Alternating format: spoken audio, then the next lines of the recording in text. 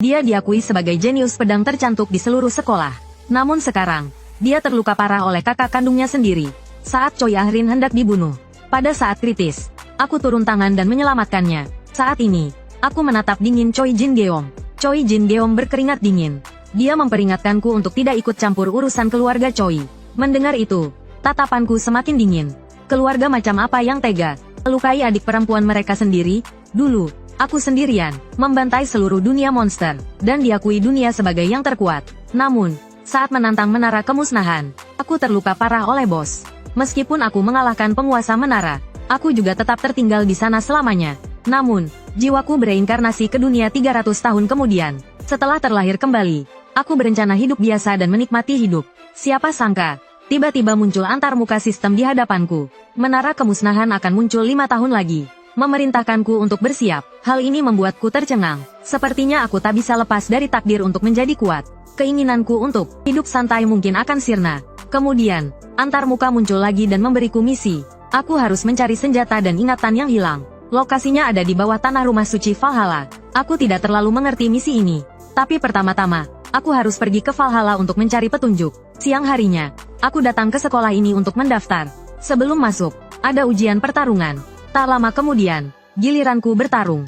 Lawanku adalah Ryu Soyeon, bintang dari salah satu dari 5 keluarga besar. Ada banyak media yang meliput siaran langsung pertarungan ini. Aku sama sekali tidak menganggapnya serius. Aku menguap dan menyuruhnya untuk menyerah saja. Celang, Ryu Soyeon menghunus pedangnya dan menyuruhku untuk tidak terlalu sombong. Aku mengedikkan bahuku dengan acuh tak acuh. Tatapan Ryu Soyeon menjadi dingin. Dia berpikir akan membuatku menderita sebentar lagi. Penguji di tribun melihatku santai, dan merasa aku bukan orang biasa. Pertandingan dimulai. Ryu Soyeon langsung menghunus pedangnya dan menyerbu ke arahku. Melangkah maju. Dia menggunakan jurus pamungkas keluarga Ryu. Tebasan cahaya biru. Pedangnya jatuh, dan tebasan energi pedang meletus. Saat tebasan itu hampir mengenai wajahku, aku menyeringai. Terdengar jeritan di arena. Para penguji tercengang melihat pemandangan ini. 2 orang kru siaran langsung pucat pasi. Karena aku hanya menggunakan 1 tinju untuk membuat wanita itu pingsan. Aku jadi berkomentar dalam hati. Bagaimana bisa bintang masa kini selemah ini? 300 tahun yang lalu, orang biasa saja bisa mengalahkan bintang masa kini dengan mudah. Siang harinya, ujian ketiga dimulai. Karena aku mengalahkan bintang di ronde sebelumnya dalam sekejap, aku jadi sedikit terkenal. Banyak orang mulai mendukungku. Penguji mengalihkan pandangannya ke wajahku. Lawan kali ini adalah anak sulung keluarga Wo Se-hyuk. Menghadapi bintang ini, aku tetap tidak menganggapnya serius. Melihat sikapku, Wo Se-hyuk langsung sesumbar akan membuatku mati dengan mengenaskan. Aku tidak terpancing oleh provokasinya. Aku membalas sesumbarnya dengan acungan jari tengah. Wo Se-hyuk langsung murka. Perlu diketahui, dia adalah seorang jenius super. Dengan fisik dan bakat alami yang luar biasa, dia tidak perlu berusaha keras. Karena terlahir dengan tubuh yang kuat.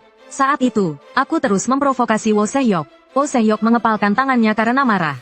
Dia bersumpah akan menghajar abis aku. Dengan cepat, dia langsung menyerbu ke arahku. Dalam hati aku tertawa. Dia benar-benar bodoh. Dengan fisikku saat ini, aku tidak bisa melawannya secara langsung. Jadi aku hanya bisa mengandalkan teknik untuk menang. Wo Se-hyuk meninju dengan suara menggelegar. Tapi aku menghindarinya dengan memiringkan kepala. Meskipun tinjunya kuat, kalau tidak kena, itu sia-sia. Aku mengangkat kaki dan menendangnya pelan. Tubuh Wo Se-hyuk langsung kehilangan keseimbangan. Saat dia jatuh, telapak tanganku menghantam perutnya. Pukulan keras mendarat di perut Wo Se-hyuk. Ini membuat Wo Se-hyuk langsung kehilangan kesadaran dan kemampuan bertarung. Dengan begitu, aku memenangkan pertarungan ini dengan mudah hanya dalam 3 gerakan. Meskipun tubuhku sangat lemah setelah terlahir kembali, mengalahkan orang seperti Wo Se-hyuk masih mudah bagiku. Adegan tadi disaksikan oleh semua orang di tribun penonton. Ada seorang kakek di antara penonton yang menyadari semua gerakan pertarungan tadi. Saat Wo Se-hyuk menyerangku, aku terlihat dengan mudah menghindari serangannya. Tetapi justru karena aku menghindar, Wo Se-hyuk kehilangan keseimbangan. Kakek itu merasa bakat bertarungku seperti monster. Lalu dia mengepalkan tangannya, bertekad untuk membawaku ke dalam keluarganya. Namun, banyak juga orang di sana yang melihat potensiku dan melaporkannya ke petinggi keluarga mereka. Sore harinya, dengan sedikit kesal, aku menghadapi pertarungan terakhirku. Karena pendukung lawanku semuanya adalah pria otaku yang terus-menerus bersorak untuknya. Aku langsung berkata, cepat mulai pertandingannya. Aku paling tidak tahan dengan pendukung sepertimu. Choi Yarin tidak banyak bicara lagi. Dia langsung mengambil posisi untuk menghunus pedang. Tapi aku menunggu cukup lama. Dia tidak bergerak.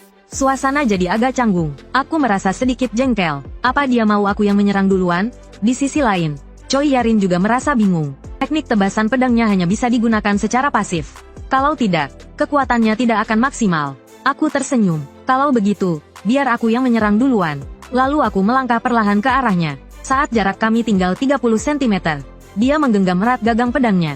Saat energi dari pedangnya meledak, energi petir terus meningkat. Tatapan Choi Yarin berubah drastis. Ini adalah gerakan awal sebelum menyerang. Swoosh, pedangnya menebas. Tubuhku terbelah dua olehnya, tapi sesaat kemudian, bayanganku menghilang. Hal ini membuat Choi Yarin tertegun. Suaraku terdengar pelan. Tatapanmu sudah menunjukkan di mana kau akan menyerang.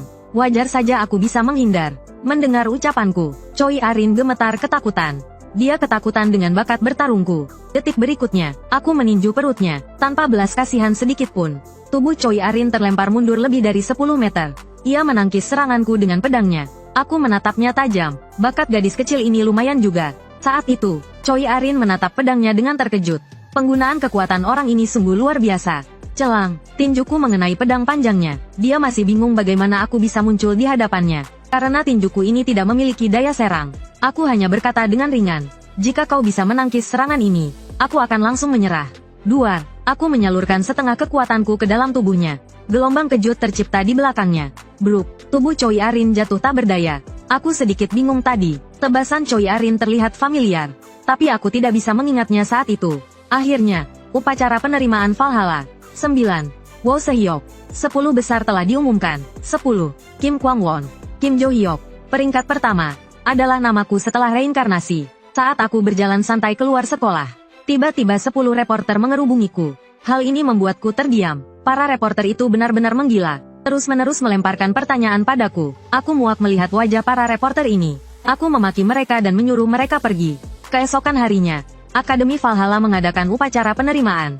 Kami berdiri di bawah panggung, mendengarkan pidato guru yang berapi-api. Aku menguap karena bosan. Saat ini aku hanya ingin segera mengetahui informasi dari jendela semalam.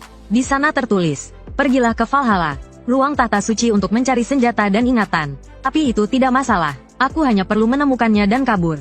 Setelah upacara penerimaan selesai, kami pergi ke ruang pengalaman pertarungan virtual. Instruktur melihat anggota kelasku dan langsung pusing.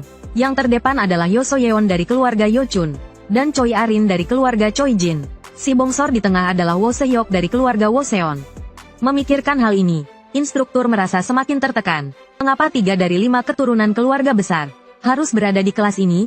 Lalu ia melirik ke arahku. Hal ini membuatnya semakin tidak tahan.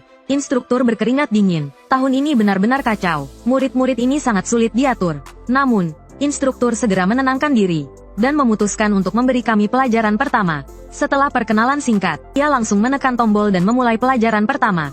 Tiba-tiba, kami muncul di luar ruangan. Segerombolan goblin kecil langsung mengepung kami. Sebelum para siswa sempat bereaksi, mereka sudah dikepung oleh para goblin. Tiba-tiba muncul perisai energi yang menghalangi semua goblin. Instruktur tersenyum licik. Semua ini jelas merupakan rencananya. Selanjutnya, dia berencana menggunakan aku, siswa baru peringkat pertama, sebagai contoh. Instruktur menunjuk ke arah goblin kecil di belakangnya dan bertanya, bisakah kau mengalahkan mereka sendirian? Aku mengerutkan kening dan balik bertanya, apakah aku harus melakukannya sekarang? Instruktur menatapku dengan bangga, karena sebagian besar siswa belum pernah melihat monster. Reaksi pertama mereka pasti takut. Namun, aku tiba-tiba menyeringai. Sampah seperti ini bukan apa-apa bagiku, pikirku. Melihat ini, instruktur langsung marah. Dia tidak menyangka aku berani menyeringai. Lalu dia berkata, kau tersenyum. Berarti kau bisa mengalahkan mereka sendirian, kan? Tentu saja, kataku. Melihatku masih berani bersikap sombong, instruktur langsung menyuruhku maju. Aku tahu dia sengaja mempersulitku. Jadi aku meminta imbalan. Instruktur terdiam. Setelah beberapa saat, dia berkata jika aku bisa mengalahkan semua monster, dia akan memenuhi satu permintaanku. Selama itu dalam batas wewenangnya. Meskipun terasa kurang, aku setuju. Melihatnya masih bertele-tele, aku langsung maju dan meminta pedang. Dengan pasrah, instruktur melepaskan pedangnya. Setelah mendapatkan pedang, aku sendirian, berdiri di bukaan perisai energi. Di bawah tatapan tegang dan khawatir semua orang, aku langsung menebas. Beberapa goblin kecil langsung tewas. Selanjutnya, dengan satu tebasan horizontal, aku membunuh 4 goblin lagi. Melihat goblin-goblin yang berkerumun di belakangku, aku membalikkan badan dan menusukkan pedang ke leher goblin. Untukku yang baru pertama kali menggunakan pedang setelah 300 tahun, Rasanya lumayan bagus. Dulu, saat pertama kali melawan monster, aku hanya bisa menggunakan apa saja yang ada di sekitar sebagai senjata. Bagaimanapun, pedang ini jauh lebih mudah digunakan daripada senjata-senjata itu. Tiba-tiba aku merasakan aura membunuh di belakangku dan menoleh. Ternyata itu adalah goblin raksasa. Dengan cepat aku menghindar dari serangan goblin itu. Aku tersenyum kecil. Monster seperti ini memang gerakannya monoton, pikirku. Buk, aku menebaskan pedangku ke wajahnya. Para siswa tercengang melihat pertunjukanku. Instruktur tidak percaya, padahal yang diberikannya hanyalah pedang besi murahan. Dan aku tidak menggunakan sihir atau teknik pedang yang cepat, tetapi tetap bisa membunuh monster dengan mudah. Setelah diperhatikan lebih seksama, gerakan lambanku itu sepertinya sengaja memancing monster. Melihat itu, Liu Xuyan mengerutkan keningnya, meraih erat lengan Zibao. Usihe juga tak bisa berdiri tegak. Ia berpikir jika ia yang pergi, belum tentu ia bisa kembali hidup-hidup. Sementara itu, wajah Yalin memerah, memandangku dengan kagum. Setelah 2,5 menit berlalu, semua goblin kecil itu telah roboh di bawah pedangku. Aku berbalik dan bertanya dengan nada menantang kepada instruktur. Anda akan menepati janji, kan? Instruktur itu tak bisa berkutik, hanya bisa menepati janjinya. Selanjutnya, instruktur memberikan pelajaran teori sepanjang hari. Tapi itu tidak berguna bagiku. Aku harus segera memulai latihan bela diri yang sesungguhnya. Lagi pula, tubuh ini terlalu lemah. Saat sedang berjalan, tiba-tiba seseorang memanggilku. Saat menoleh, ternyata itu Yalin. Karena dia diam saja, aku bertanya, ada apa? Tiba-tiba sekali, Yalin dengan terbata-bata mengatakan bahwa dia ingin aku mengajarinya ilmu pedang. Aku tercengang, bukankah gadis ini spesialis pedang? Yalin kembali berkata, ilmu pedang yang kau gunakan tadi pagi. Tolong ajari aku ilmu pedang itu. Dengan kesal, aku menggaruk telingaku dan menolaknya. Yalin bertanya dengan tidak rela, kenapa? Aku menjawab, tidak ada kenapa-kenapa. Aku hanya tidak mau mengajarimu. Kalau tidak ada urusan lain, aku pergi dulu. Namun, dia tetap ngotot dan berkata, kumohon, ajari aku ilmu pedang itu. Aku benar-benar bingung. Gadis ini tidak akan menyerah sampai tujuannya tercapai. Lalu aku menunjuknya dan berkata agar dia tidak menggangguku lagi. Aku juga tidak berniat mengajarinya di masa depan. Pergi sana. Lalu aku memasukkan kedua tanganku ke dalam saku dan berbalik pergi dengan gaya. Keesokan harinya, aku datang ke kelas lebih awal. Memikirkan tubuhku yang lemah ini, aku menjadi kesal. Jangankan berlatih bela diri, aku bahkan tidak punya sedikit pun mana. Tinjuku mengepal kuat. Untungnya, untuk masalah mana, aku sudah menemukan solusinya. Selanjutnya, aku harus mempersiapkan diri dengan baik untuk itu. Tiba-tiba, sesosok berdiri di hadapanku. Saat kulihat, ternyata itu Lodil, dari cabang keluarga Bentrik. Dia langsung bertanya kepadaku, kau ingin mendapatkan kekuatan? Jika kau menjadi bawahanku, aku akan memberimu berkah dari tahta suci Bentrik kami. Mendengar itu, aku hanya berkata dengan datar, si idiot ini bicara apa sih? Mata Lodil melotot, tidak percaya ada orang yang berani berbicara seperti itu kepadanya. Pelayan di sampingnya juga ketakutan dan berkeringat dingin, memandangku dengan tidak percaya. Lodil sepertinya ingin memastikan lagi, dan bertanya apa yang kubicarakan tadi. Aku menjawab dengan tenang, dari awal aku sudah menunjukkan sikap tidak tertarik. Kau tidak lihat, dasar idiot buta. Lodil sangat marah, dan bersumpah akan mencabik-cabikku. Saat aku hendak maju dan bertindak, instruktur bersuara melarangku. Melihat bahwa aku tak bisa melawan instruktur tempur Li Sangchul, Lodil pergi dengan marah bersama pelayannya. Tak lama kemudian, hari sudah sore. Aku berjalan pulang dari sekolah. Hari ini, tidak hanya aku tidak mendapat apa-apa, malah ada bocah menyebalkan yang menemuiku pagi tadi. Saat aku semakin kesal memikirkannya, Arin muncul lagi di belakangku. Merasakan ada orang di belakangku. Aku menoleh. Yang ku dengar tetap kalimat yang sama. Tolong ajari aku ilmu pedang. Ternyata gadis menyebalkan ini lagi. Aku langsung berkata, kau juga mau dimarahi? Sementara itu, Lodil yang marah pulang ke rumah. Ia menjambak rambut pelayannya, Yulia. Ia berniat melampiaskan semua amarahnya pada Yulia. Dengan kejam ia berkata pada Yulia, kau masih mengira dirimu putri tertua keluarga Paris? Lalu, berak, asteris. Ia membanting Yulia ke lantai dengan keras, dan menyuruhnya memberitahu Disera dan keluarga Sunrise dari kelas 2, bahwa ada seseorang yang perlu mereka beri pelajaran. Yulia hanya bisa menurutinya dengan patuh. Kembali padaku, setelah menolak Arin, aku berbalik dan pergi. Tapi ternyata dia malah mengikutiku. Sampai ke asrama, aku berbalik dan berkata, kau mau apa? Aku sudah sampai di depan asrama. Kau mau mengikutiku sampai kapan? Arin tetap dengan kalimat yang sama. Tolong ajari aku ilmu pedang. Aku merasa dia seperti burung beo. Terus saja menggangguku. Untuk benar-benar menyingkirkannya, aku langsung berkata, biaya per pelajaran 10 juta won. Melihatnya tampak berpikir, aku pikir dia akhirnya tidak akan menggangguku lagi. Saat itu, dia tiba-tiba meminta ponselku. Setelah mengambil ponselku, Arin menekannya dengan cepat. Selesai, ia mengembalikan ponselku, dan berkata, aku hanya bisa transfer kalau nomor rekeningku tersimpan di ponselmu. Aku melihat ponselku dan dia benar-benar mentransfer 100 juta won. Tindakannya membuatku terkejut. Lalu Arin berkata, sekarang kau bisa mengajariku, kan? Ku terkekeh. Aku langsung berkata tidak mau mengajar dan mengembalikan uangnya. Malam harinya, aku sedang berusaha mengumpulkan mana di kamarku. Tapi tubuh sampah ini membuatku segera menyerah. Tapi Arin benar-benar membuatku kaget. Bagaimana bisa seorang murid dengan santainya mentransfer 100 juta won ke orang lain? Sudahlah, aku akan mencari sesuatu dulu. Dengan begitu, masalah uang dan mana bisa teratasi. Setelah berkata begitu, aku memakai pakaian dan ranselku untuk mencari ruang rahasia. Beberapa saat kemudian, aku tiba di pegunungan Valhalla dan langsung mulai mencari lokasi ruang rahasia bisa ditemukan. Dengan bola spiritual yang bereaksi terhadap manaku, tak lama kemudian, aku menemukannya. Lokasi salah satu gudang rahasia. Tanpa basa-basi, aku langsung menggali. Seandainya aku tahu bakal selelah ini, harusnya aku membangunnya di tempat yang dangkal. Saat itu dunia sedang dalam krisis. Tidak ada tempat aman untuk menyimpan hartaku. Jadi aku membangun gudang rahasia dan menyimpan semua hartaku di dalamnya. Setelah menggali semalaman, akhirnya aku menemukan pintu besi besar. Sebuah lubang kunci muncul di hadapanku. Aku segera menggunakan sihirku yang lemah. Karena lubang kunci ini tidak bisa dibuka dengan kunci biasa, aku harus membentuk gumpalan sihir ini menjadi sebuah kunci. Lalu, asterisk klik, kunci itu masuk ke lubang kunci. Setelah pintu terbuka, aku langsung melompat masuk. Emas dan perak berkilauan di depanku. Mulai sekarang, aku tidak perlu khawatir soal uang lagi. Dan batu penyimpanan ini juga bisa menyelesaikan masalah sihirku. Dulu, untuk mempertahankan gudang rahasia ini, aku sengaja menyimpan sihir di sini. Tak kusangka akan kugunakan suatu hari nanti. Saat aku mengambilnya, sihir di dalam batu penyimpanan mengalir deras ke dalam tubuhku. Aku memutuskan untuk mengambil batu penyimpanan ini dulu. Batangan emas yang berat akan kuambil nanti. Keesokan paginya, saat tiba di sekolah, badanku terasa pegal dan lelah. Aku bersumpah lain kali akan membangun gudang rahasia di tempat yang dangkal. Hanya menggali sekali saja, ototku sudah pegal begini. Tiba-tiba Yalin berjongkok di samping mejaku. Aku terkejut dengan tindakannya yang tiba-tiba. Tanpa basa-basi, Yalin berkata, kalimat yang sama, ajari aku ilmu pedang. Sambil memijat bahuku, aku berkata, kau tidak lelah, ya? Ngomong-ngomong, keluarga Choi Jin dari 5 keluarga anjing terkenal dengan ilmu pedang mereka. Aku langsung bertanya padanya, kenapa tidak belajar saja dari keluargamu? Yalin bersikeras harus belajar dariku, karena dia belum pernah melihat orang yang lebih hebat dariku. Aku bertanya dengan bingung, lalu bagaimana dengan ayahmu? Bukankah dia kepala keluarga Choi Jin? Seharusnya dia lebih mahir menggunakan pedang daripada aku. Saat Yalin hendak mengatakan sesuatu, instruktur muncul dan memintaku ke kantornya.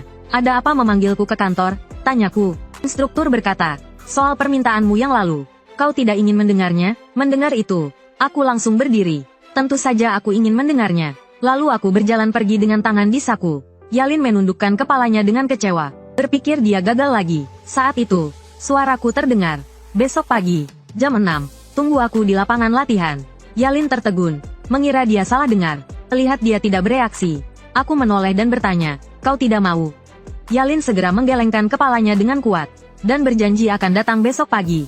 Lalu aku mengikuti instruktur ke kantornya. Ternyata, aku dipanggil karena permintaanku untuk masuk ke rumah tahta suci telah disetujui. Permintaan itu telah disetujui oleh atasan, tapi aku hanya diizinkan masuk ke lantai dasar. Aku bertanya dengan penasaran, hanya sampai lantai dasar? Instruktur bersikeras, lantai bawah tanah kedua dilarang dimasuki. Aku langsung setuju, dan berjanji untuk masuk malam ini. Setelah aku pergi, instruktur berkata dengan malu, tak disangka, kukira anak ini akan langsung marah. Tapi dia menerimanya begitu saja. Malamnya, aku mengikuti instruktur ke rumah tahta suci. Terlihat dikelilingi berbagai lingkaran sihir. Selain pintu masuk, semuanya tersegel rapat. Sebelum masuk, aku bertanya pada instruktur, apa yang akan terjadi jika aku masuk ke lantai 2? Instruktur menjawab, Valhalla akan meminta pertanggungjawabanmu. Kau akan dikeluarkan, dan sebelum dikeluarkan, kau akan mengalami gangguan jiwa. Lantai bawah tanah kedua rumah tahta suci dipenuhi sihir tahta suci. Sedikit saja kontak akan menyebabkan gangguan jiwa. Begitu dia selesai bicara, pintu terbuka. Aku segera bersiap masuk. Instruktur mengingatkan aku hanya punya waktu setengah jam. Setelah memasuki rumah tahta suci, jendela sistem muncul lagi. Aku tidak peduli apakah aku dikeluarkan atau tidak. Dari awal, aku datang ke Valhalla. Untuk ini, sesampainya di lantai bawah tanah pertama, sistem menampilkan pesan, persyaratan terpenuhi. akan dipindahkan ke ruangan. Sebelum aku sempat bereaksi, tubuhku mulai berpindah. Saat membuka mata lagi, aku mendengar suara yang familiar. Ternyata itu Balce, yang mati bersamaku 300 tahun yang lalu. Balce berkata dengan santai, bertemu lagi setelah 300 tahun rasanya menyenangkan. Belum selesai dia bicara, aku meninju wajahnya. Aku berkata dengan marah, aku ingin balas dendam padamu. Lalu aku memukulnya lagi. Kau tidak akan keluar dari sini hidup-hidup. Balce memintaku untuk tenang. Dia ingin bicara. Tinjuku terus mendarat di wajahnya. Bicara setelah aku selesai memukulmu. Kau merusak rencana kesenanganku. Brengsek. Balce berteriak. Tunggu. Tidakkah kau penasaran di mana ini? Aku berhenti memukuli Balce. Aku melihat sekeliling dan tidak menemukan apa-apa. Balce membersihkan debu dari tubuhnya dan berkata, ini adalah dunia imajiner. Lebih tepatnya, ini adalah ruang di dalam relik suci. Yang kau lihat hanyalah tubuh yang diwujudkan oleh dunia imajiner. Tubuh asliku sudah lenyap 300 tahun yang lalu. Jadi, Balce sejak awal berada di dalam relik suci ini. Dan sekarang dia telah menjadi tahta suci. Memikirkan itu, aku memukulnya lagi. Lalu aku menunjuk Balce dan berkata, aku tidak peduli kau menjadi tahta suci. Aku hanya ingin tahu apakah jendela transparan itu. Ulahmu. Balce bilang dia tidak tahu. Karena dia juga menerima notifikasi itu. Notifikasi itu memberitahu Balce untuk menghubungi aku yang terlahir kembali. Untuk mendapatkan kembali ingatannya. Kedatanganku membuat Balce teringat seseorang yang mencurigakan. Orang yang menjadikan Balce sebagai penguasa menara kemusnahan. Mendengar itu, aku penuh dengan pertanyaan. Aku segera bertanya siapa orang itu. Namun, bagian ingatan Balce itu tersegel. Dia sama sekali tidak mengingatnya. Selanjutnya, aku memberitahu Balce informasi di jendela statusku. Tapi teks di bagian bawahnya tertutup kotak dan tidak bisa dibaca. Balce bilang mungkin ingatannya belum pulih sepenuhnya. Tapi pedang desa pengrajin sudah ditemukan. Secara alami, dia akan mengingatnya. Aku mengangkat alis dan bertanya, kau menemukan senjataku? Ternyata senjata itu selama ini bersama Balce. Dan telah menjadi relik suci. Setelah mendapatkan pedang desaku, aku keluar. Mengatakan beberapa alasan. Setelah mengelabui instruktur, aku pergi. Sesampainya di tempat yang sepi, aku membuka telapak tanganku. Saat berikutnya, pedang desa muncul di tanganku. Kebetulan informasi di jendela notifikasi telah diperbarui, dan membutuhkan pedang desa untuk menyelesaikannya. Saat itu, sekelompok berandalan berkerumun mendekatiku. Ternyata mereka disuruh Lodil untuk menghajarku. Putra tertua keluarga Sunrise, Rayleigh. Tanpa basa-basi, Rayleigh mengirim anak buahnya yang botak, bersenjatakan tombak untuk memukulku. Sebelum dia bicara, aku maju, dot dan menendangnya. Lalu, tendangan tinggi mengenai kepalanya. Si botak terlempar ke belakang ke arah kerumunan. Dia menabrak dinding dan langsung pingsan. Rayleigh hendak berbalik dan mengancam. Tapi dia terkejut. Di tanganku, entah sejak kapan muncul sebuah senjata. Lalu dalam sekejap, satu persatu berandalan itu tumbang. Si gemuk berambut merah mengeluarkan kata-kata kasar. Dia langsung mengeluarkan belati. Sebelum dia sempat bereaksi, pedang desaku sudah berada di bahunya. Buk, pedang itu menghantam wajah si gemuk. Hanya dalam beberapa detik, 2 atau 3 berandalan telah kukalahkan. Si rambut pirang ketakutan dan berkeringat dingin. Dia sama sekali tidak tahu ilmu pedang apa yang kugunakan. Karena aku hanya mengayunkannya sambil berjalan maju. Orang-orang di sekitar seolah-olah maju dan meminta dipukul. Kalian tidak perlu bergerak. Aku tetap akan menghancurkan kepala kalian. Rayleigh langsung tidak tahan lagi. Dia mengangkat pedangnya, siap menyerangku. Tapi sebelum dia bergerak, pedang desaku sudah menempel di perutnya. Aku mengejeknya. Lalu, aku mendorong gagang pedang desa. Energi yang besar langsung menembus tubuh Rayleigh. Tak disangka, dia langsung pingsan. Aku menamparnya hingga dia bangun. Aku memaksa Rayleigh untuk mengaku kenapa mereka mengerumuniku. Rayleigh tidak menyebutkan dalang di balik ini. Dia bilang hanya ingin memberi pelajaran kepada peringkat pertama tahun pertama. Melihat kesetiaannya, aku hampir menangis terharu. Setelah itu, aku mengambil tasku dan bersiap pergi. Rayleigh mengancam, jika ini tersebar, kau pasti akan dikeluarkan dari sekolah. Aku menggaruk telingaku. Beberapa siswa kelas 2 menghajar junior kelas 1. Malah semuanya babak belur. Kalau berita ini tersebar, kamu masih punya muka untuk sekolah? Mendengar itu, Rayleigh mengepalkan tinjunya dengan keras. Melihat dia tidak melawan lagi, aku berbalik dan pergi. Keesokan paginya aku pergi ke ruang latihan fisik Valhalla. Aku pikir aku akhirnya bisa berlatih dengan baik di sini. Tiba-tiba, suara Balce terdengar di kepalaku. Kenapa kau kesini? Aku terkejut. Balce bilang dia sedang berbicara kepadaku. Dari dalam pedang desa yang kusimpan. Lalu aku merasa lega. Lagi pula, dia pernah menjadi raja penghancur. Akan jadi masalah besar jika dia dibebaskan. Lalu aku bertanya pada Balce, apa tidak apa-apa aku mengambil pedang desa yang merupakan artefak suci ini? Setelah mengetahui Balce menggunakan kemampuan replikasi, untuk menyalin pedang desa dan meninggalkannya di sana. Aku bertanya-tanya mengapa pedang desa memiliki kemampuan penyimpanan dan replikasi. Balce menjawab bahwa setelah dia bangun, semua kekuatannya telah hilang, tetapi replikasi dan penyimpanan selalu bisa dia gunakan. Dia juga tidak tahu mengapa. Saat itu, Yerin muncul di hadapanku. Yerin langsung bertanya apakah aku bisa mengajarinya ilmu pedang sekarang. Aku langsung menolak. Kita harus mulai dengan latihan fisik. Yerin terlihat bingung, tidak tahu mengapa harus mulai dengan latihan fisik. Aku berbalik dan berkata, kalau tidak mau, ya sudah. Yerin buru-buru mengatakan dia bersedia berlatih fisik. Aku berbalik dan menyuruhnya mulai dengan pemanasan. Alasan aku menyuruhnya berlatih fisik adalah agar dia dapat menyerap mana dengan baik. Mengendalikan mana juga akan menjadi lebih mudah. Tren saat ini agak aneh. Fisik mereka belum terlatih dengan baik, tetapi mereka sudah ingin berlatih mana. Yerin juga sama, jumlah mananya memang banyak, tetapi fisiknya hanya setara dengan siswa pengguna pedang. Setelah pemanasan selesai, selanjutnya adalah latihan yang sebenarnya. Harus kuakui, kondisi fisik Yerin benar-benar buruk. Dia baru melakukan beberapa set latihan dan sudah terbaring lelah di lantai, terengah-engah. Aku berteriak, jangan tiduran, bangun dan terus lari sejauh 20 km dengan sekuat tenaga. Mendengar itu, Yerin langsung ketakutan. Setelah latihan pagi, aku merasa cukup baik. Tubuh ini semakin kuat dengan latihan. Sebaliknya, Yerin duduk di sana dengan tatapan kosong. Saat ini, dia hanya merasakan nyeri otot di seluruh tubuhnya. Selanjutnya, instruktur Lilia mengumumkan bahwa hari ini akan ada tes kecil. Dia ingin menguji sejauh mana pemahaman semua orang tentang strategi melawan monster.